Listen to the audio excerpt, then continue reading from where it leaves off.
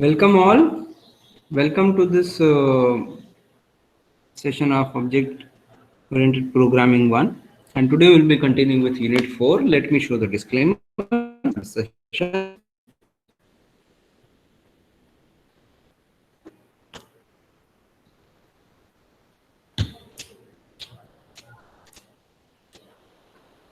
Okay, so let's start. So in this, up till now, what we have seen is we have seen the features of Java, right? Then we have also seen what are object-oriented principles, how to define classes for making objects, how constructor plays a role in that, and what are the three different types of constructors. And we have also visualized how the objects are being made from the classes. And then we saw how to access objects using the reference variables. Then we saw how to access objects data and methods, that is how to access the objects uh, simply the members of the object, how to access the members of the object. What are the data fields and methods? These are nothing but the members. Okay, then we saw what happens, uh, what are the differences between the variable primitive types and reference types of variables, right? And then we saw different classes like date class, random class, and point 2D will be seeing on now. And then we saw various things like static variables. Okay, we started with static variables in last session, so let's continue now. We saw that an instance method can invoke an instance method or can access data field, right? And it can also invoke static method, and static it can even access static data field. But a static method can only access the static method and static data fields. It cannot access or invoke the instance method or the data field which is belonging to an instance. That is not possible. Okay, so for an instance method, access to these both kinds, this both type of access is possible. For a static method, only this one kind of access is possible. Okay, and we also summarized it, right? We also summarized it that static member cannot access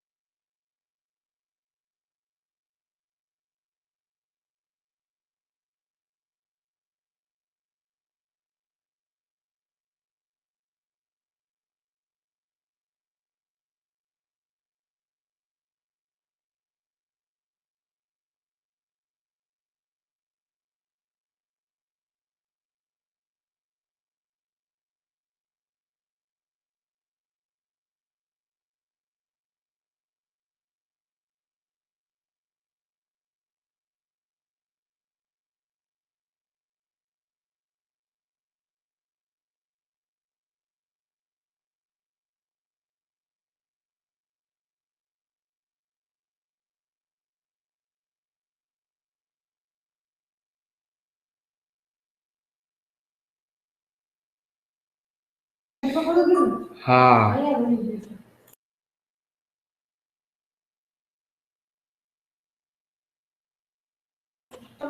Okay, guys. I was disconnected. Where did I got disconnected? Can you tell me just? Yes, guys.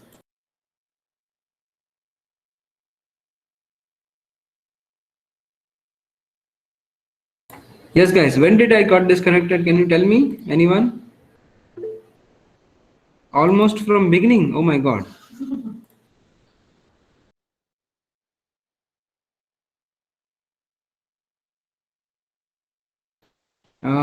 Any exact point in time can you say at what slide were we? 5 minutes before that slide was shown. Which slide?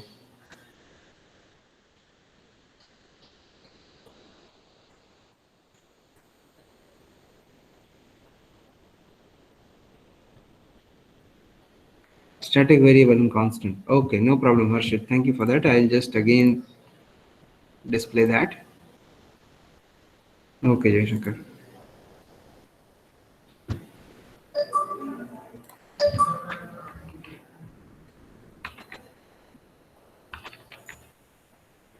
Okay, so let's continue with this particular slide. Okay, and here what we did is we had seen in last session, we had seen how to use static variables. We saw that how basically the static variables are being accessed and how instance variables are being accessed, and we also saw a difference in access between an instance method and an instance method and data field, and also in between instance method and static method and static data field. So we saw that an instance method can access both of these. Instance method can invoke an instance method and access an instance data field, and it can also invoke a static method and can also access a static data field, whereas the static method can only invoke a static method and a static data field.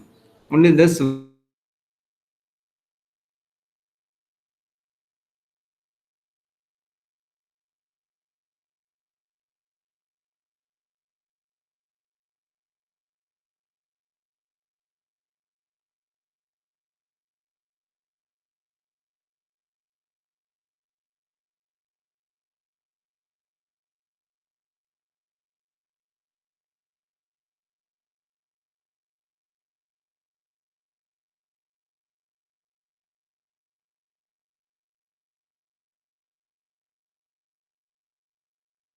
Static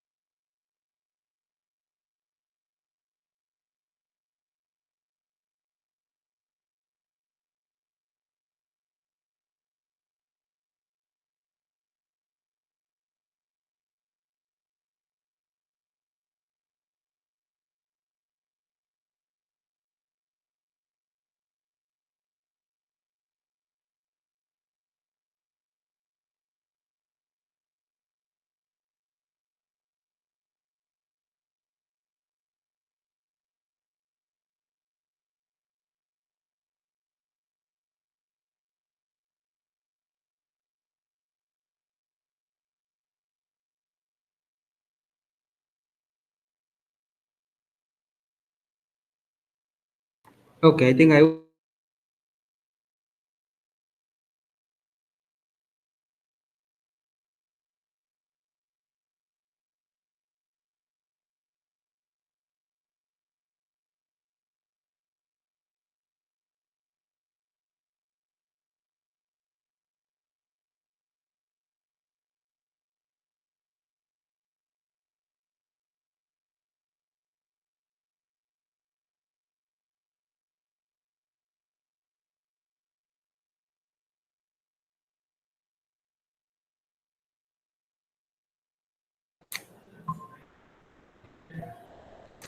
Okay, guys, I'm again connect. I think there is a lot of issue today of disconnection, right?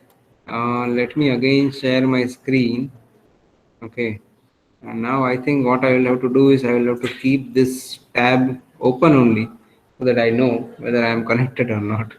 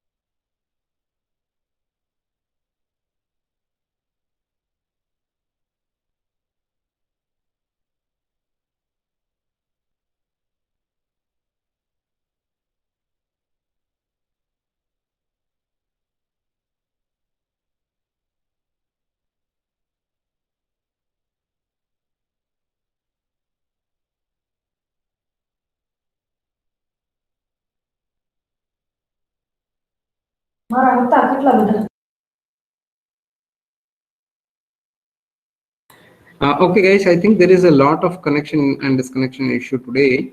So what I'll do is I'll join through mobile. Okay, just give me some time, or just a minute.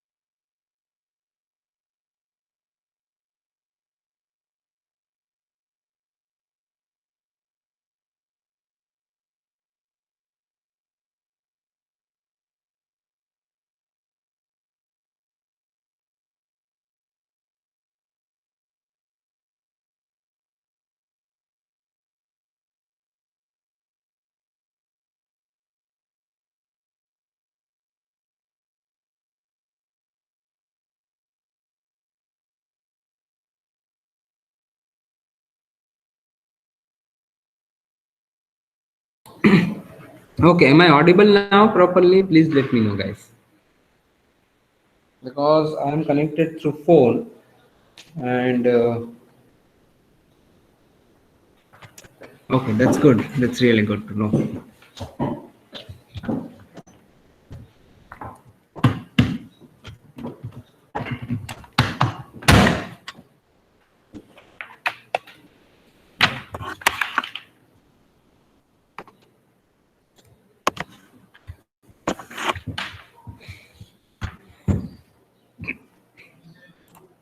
Okay, let me again present my screen.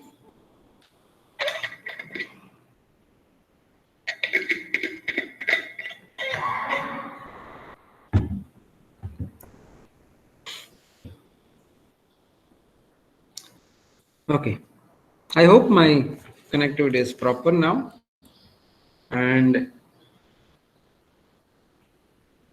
I'll keep this part open so that if you want to reply through any chat, you people can reply. Okay. So, okay. So let me restart. Okay. So we saw features of Java, oops, and all those things. And now what we will do is, so in this static variables, what we had seen is we had seen how to access static variables, right? And how an instance method can access both instance members and also static members. Okay, whereas the static method can access only static members but not the instance members. What are members? Methods and data fields, right? So a static method can only access static members, whereas an instance, an instance method can access both the types of members. Okay, an instance member and also a static member. Okay, and we had summarized this as saying that static member cannot access the instance member. That this is what we had summarized, right? So now, then we also saw this program where what we had done is we had accessed, we had accessed I. This we created two objects of static test class, and then we did what? We accessed that through the objects, that static variable I, that was in that. See, check this out here. In this program, what we did do, we declared a static variable I and an instance variable J. We created two objects or two instances. Then we displayed the initial values, which are 0 only. Then we assigned some values to I, J, and both the J of both the objects, and I, which is common in between both the objects, since it's a class variable. Then we printed out the values, and then what did we do is we accessed this static variable I through both the instances. So that is possible. An instance member can access an instance member can access a static member. This thing is possible. So you can see this st1 and st2 are instance objects or simply an instance variables, and it can access static member I. And then we incremented I with the class name. This is the actual correct way of using what? Correct way of using static variables. Okay, this is the correct way of using static variables. Using class name, you can access it. Okay, and then we printed the value of I. So it was 40, then it was incremented by object 1, object 2, and then again by the class name. So it became 43. Okay, what did it become? It became 43, right? First it was,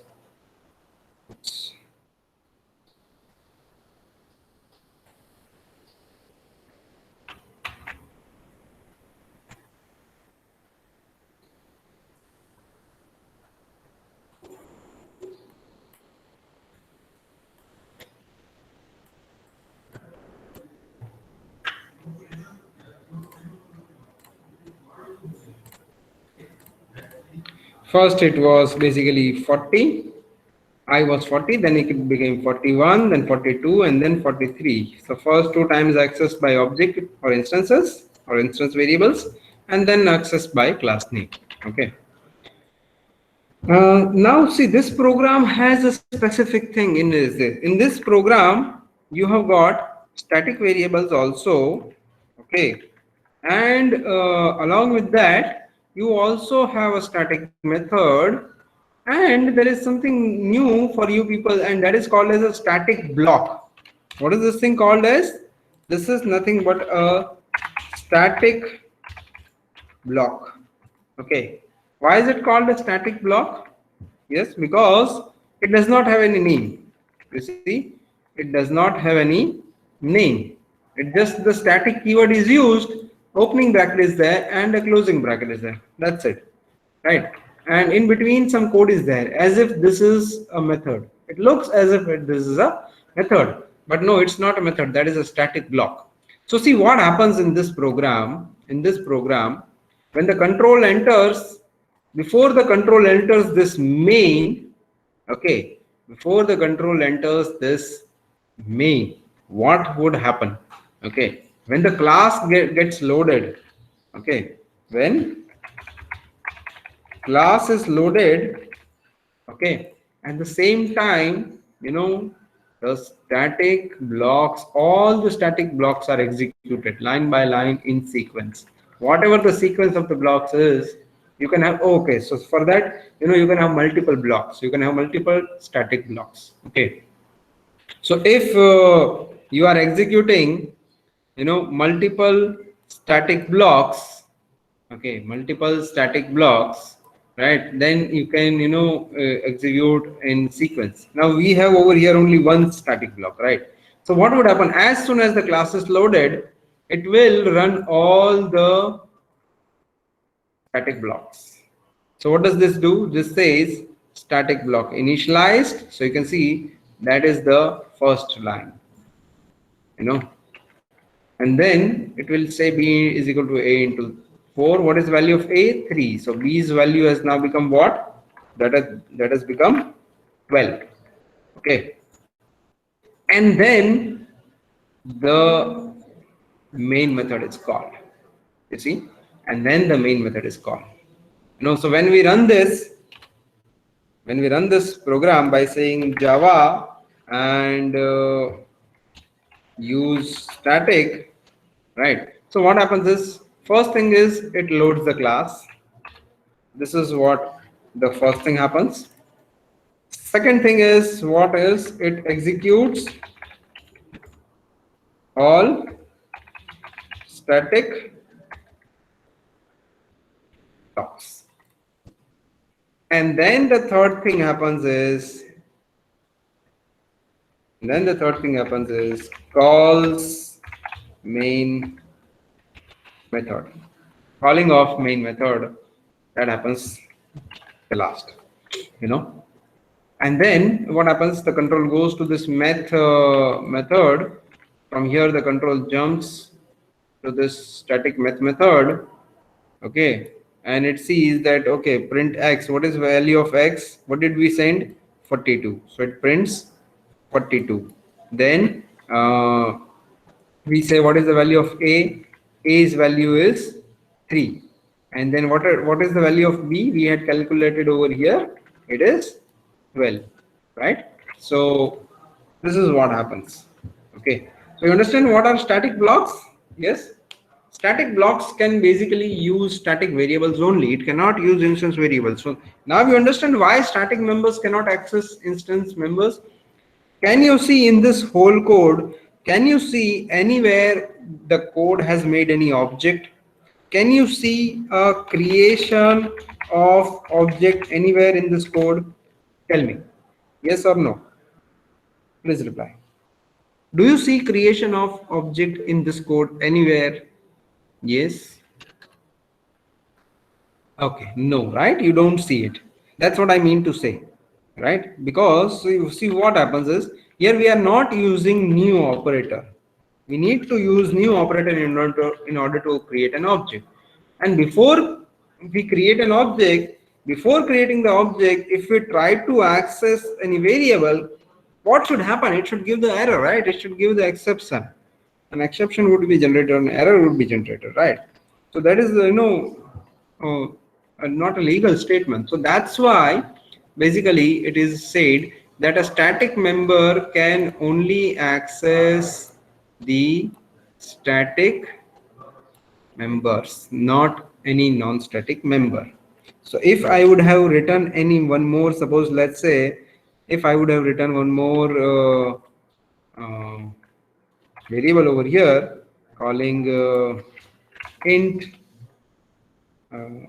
y, equal to 10, right?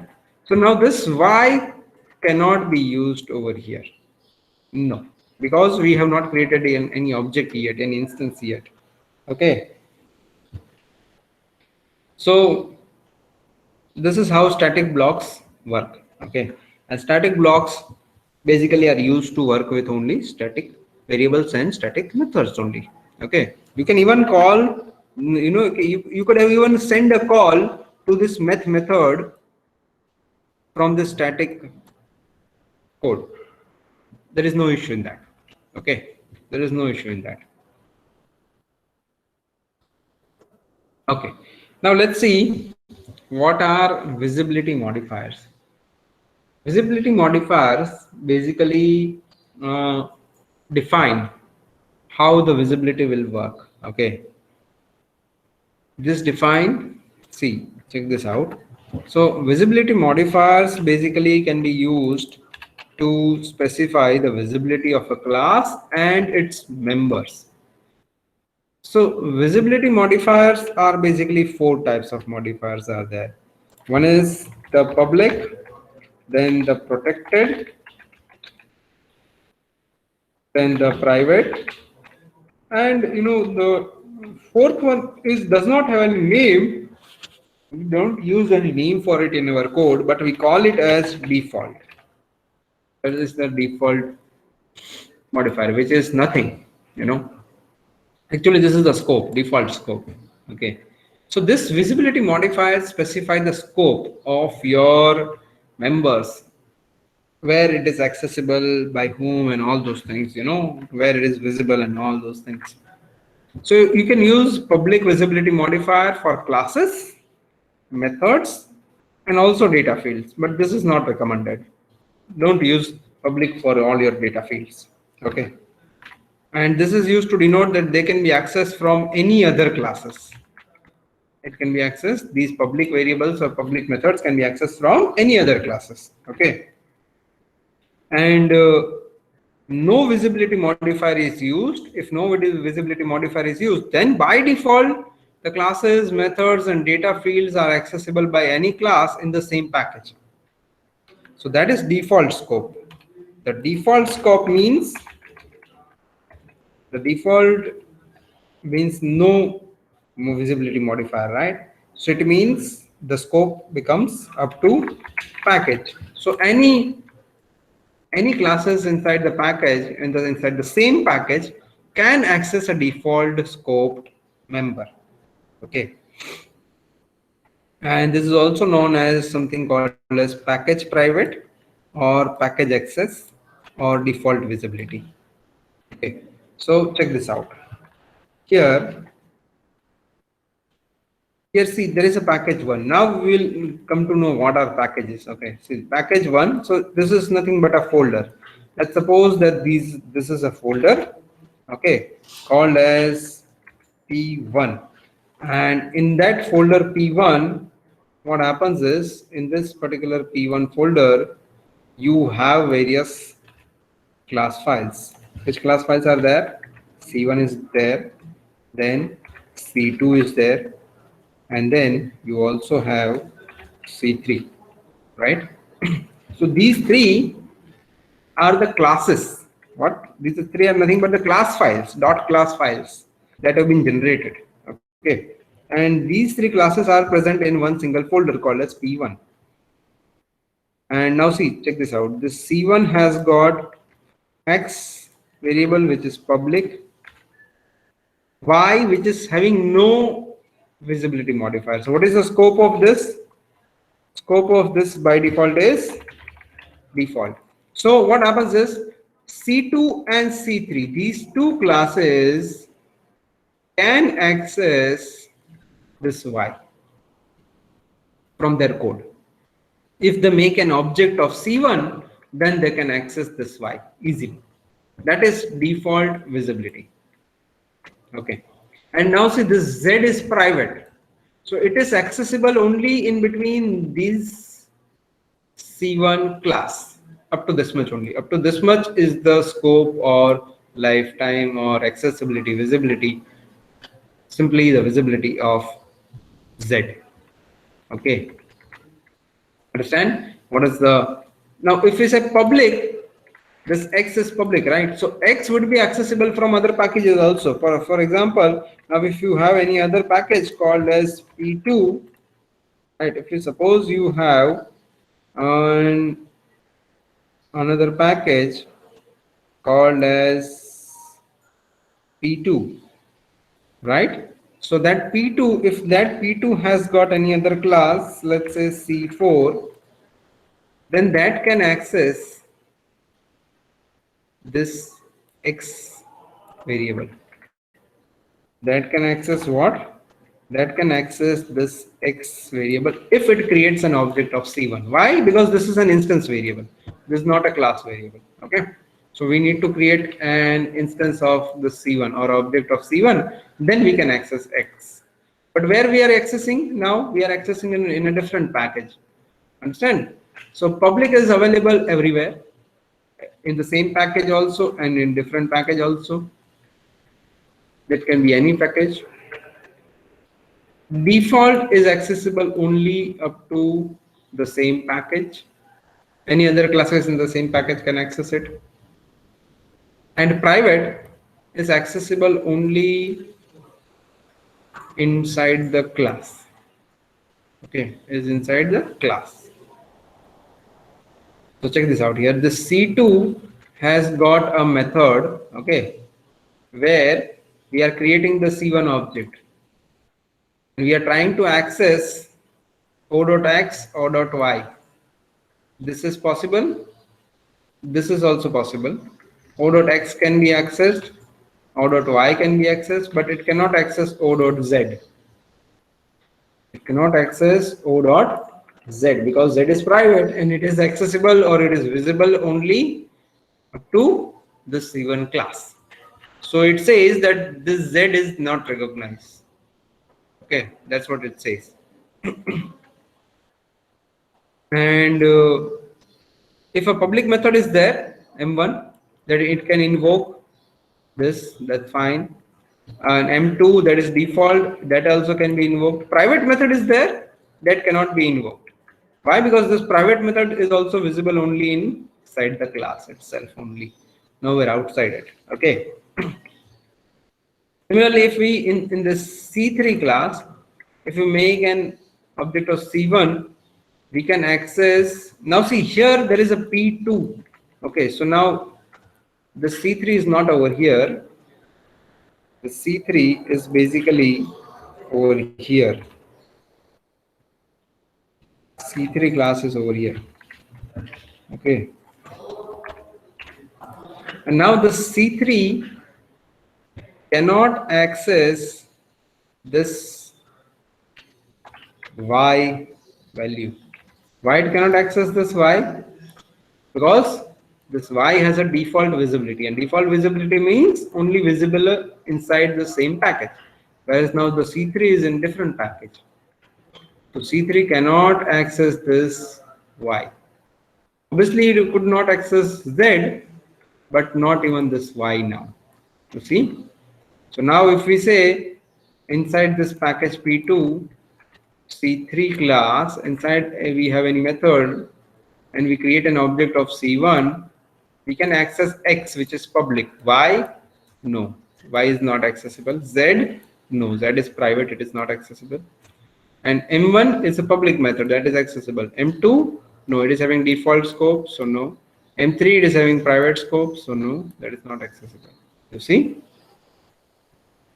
So here only in the same package, only the private was not accessible. Only the private members were not accessible. But in a different package, the default variables also are, default members are also not accessible. You see that? Right? So you see what is the different types of scope? Yes, public, private, and default. We will see what is protected. Okay, but right now understand the use of these two. Yes.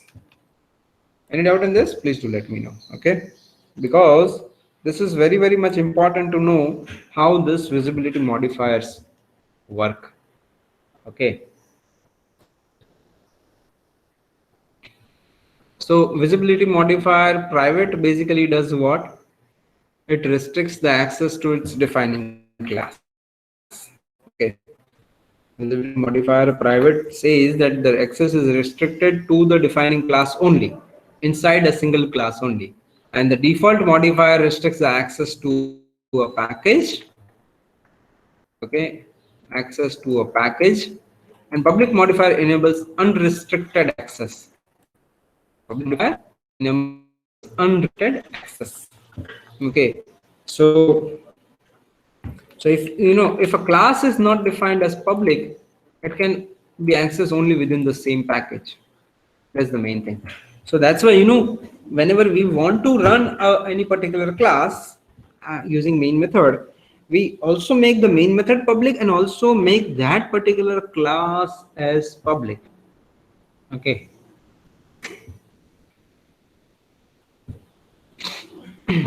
Now, so basically visibility modifier specifies how the data fields and methods of a class can be accessed, maybe inside from inside the class or maybe from outside the class. Okay. So there is no restriction on accessing data and fields inside the class, but outside, yes, we can put some restriction. So for example, check this out. What here they are saying here, what is this slide saying? It says that in package P1, suppose there is a class C1, and in package P1 there is another class called C1, so C2. So C2 can access class C1. Okay, because they are in what? They are in same package. So let's suppose that this is a folder. This is a folder. And suppose now there is a package P2. Package P2, inside which there is a class C3. So it cannot access C1 because C1 does not have any scope. See, check this out. Here we are not defining any visibility modifier. But here we are defining visibility modifier in this C2, right? So what happens is this C2 class is even accessible outside this package. It might be accessed from any other package, like this P2. It is accessing. So it says that P2 package, inside this P2 package, the C3 class can access C2. That is possible. But it cannot access C1. It cannot. If we try to access C1, that is not possible. Why? Because the visibility of this class is default, limited up to the package. Understand? That is basically what? That is basically the visibility modifier package. Okay. Sorry, visibility modifier default. Okay. So check this out. If there is a program, if we write it in the form of a program, okay. So we over here, what do we say is, we say that program public class C has got a Boolean variable X, okay, which is private, and a main method and a private convert method, which returns an int. So what does it do? This convert method takes return X, okay. If this is what, this is conditional operator, it does not directly return X. X works here as a condition. So if X is true, then it will return 1. If X is false, it will return -1, right? What do we do from here? In this main method, we say C equal to new C class. So we make a new object of C class and assign it to a reference variable C. You can see the difference between the case. This C class name is capital and C reference variable name is small case. So both are different, okay. And then we say system.println C.x. So we print this variable X. By default, what is the default value of this X? Default value is false. If we don't assign it any value, by default, instance variable gets, this instance variable gets value false. So it will print it, and then we say convert. What will this return? This will return obviously -1. So the output would be something like this: false and -1. That would be the output of this program. Now, if we have, so now say this is okay because C is used inside the class. What? This C is a private variable and convert is also a private method. So this both of these access are possible. Both the access are possible. Now, if there is a different class called as test, let this class be in the same package only. Okay. Let's suppose that this is the same package for which we are creating these two classes. Okay, suppose that these are two are same package, or so these classes are in same package. Now in this different class test, we try to use this C class by making its object. Inside main method we make its object. We try to access X and convert method both, but this will not work. Why this will not work? Because this cannot access the private variables or private methods of the class. Why so? Because this X and this convert, their visibility is in between these two curly braces only. That's it. From where the class starts and from where the up to where the class ends. Up to that part only the visibility of these two members is there. Otherwise outside there is no visibility. Okay.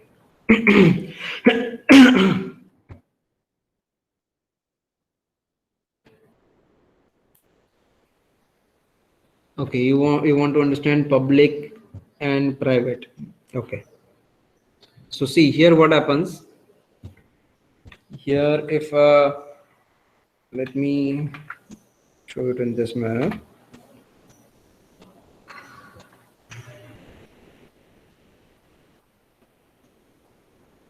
Let's suppose that this is a package. This is a package.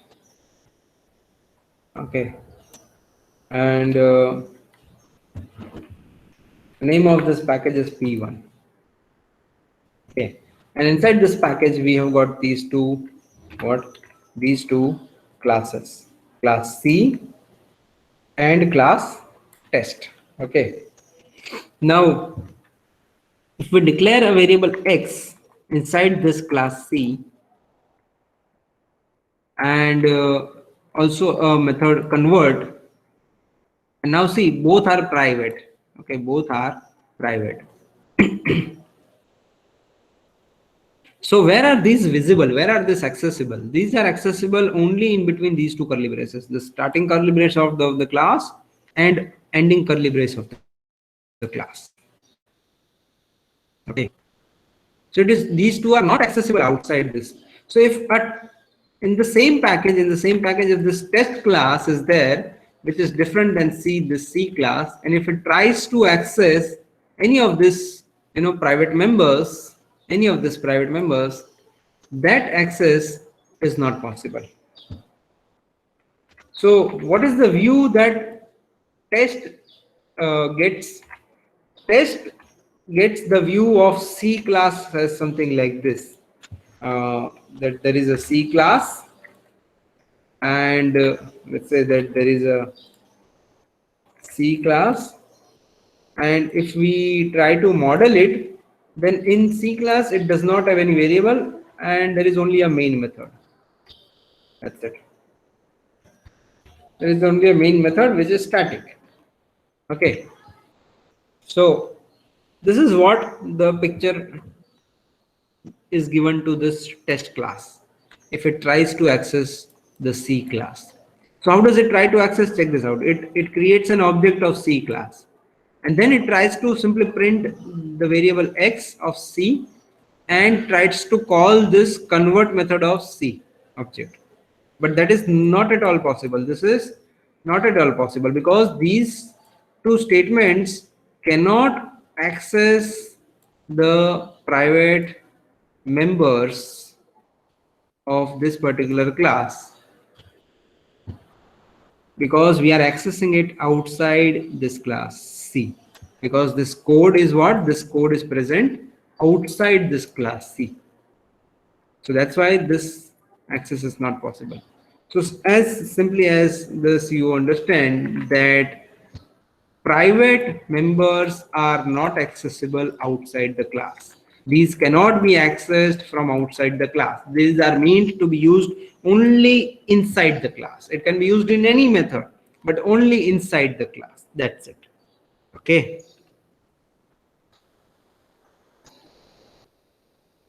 And public variable or public method can be accessed anywhere, even in the same package, even in the different package. Okay, so you can access public variable. And now see, if you make a class private, right, there is no use of making. So now see, this is a good question, Parthiv.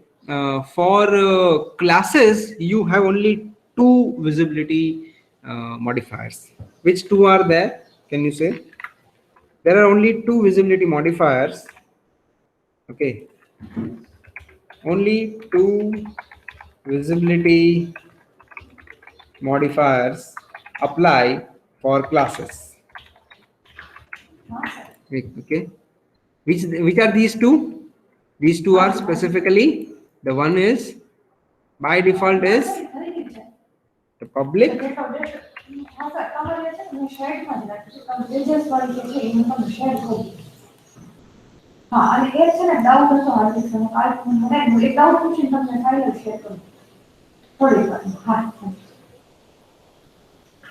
Okay, so the first one is public. Okay, first visibility modifier is public, and the second one is default. What is it? It is default.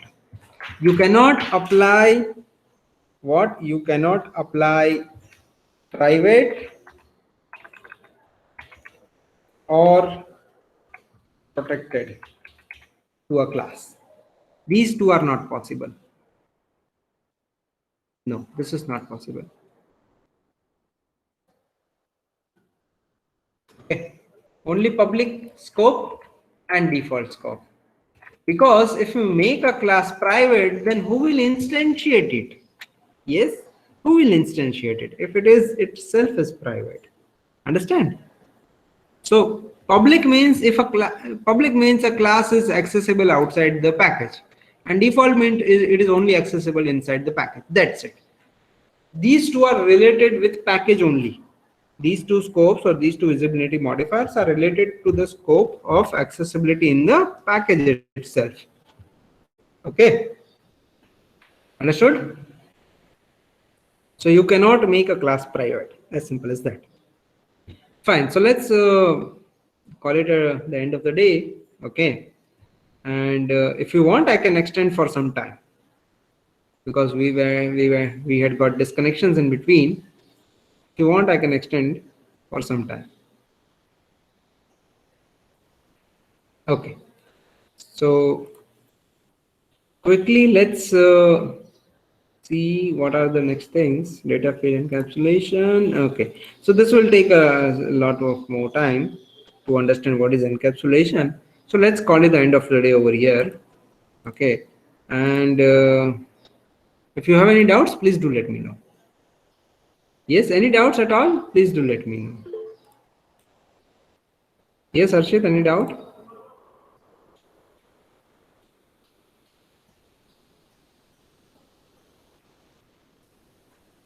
Okay, thank you all then. No doubts, then all of you can leave. I'll stop the recording. Thank you.